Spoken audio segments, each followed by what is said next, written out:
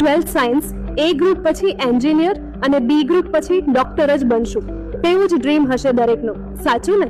પરંતુ 12th science પછી દરેક વિદ્યાર્થીઓ ડોક્ટર અને એન્જિનિયર જ બને તેવું શક્ય નથી અને હવે એવું જરૂરી પણ નથી, કારણ કે સાયન્સ ફિલ્ડમાં એન્જિનિયરિંગ અને મેડિકલ સિવાય બીએસસી એટલે કે બેચલર ઓફ સાયન્સ પણ બેસ્ટ ઓપ્શન છે.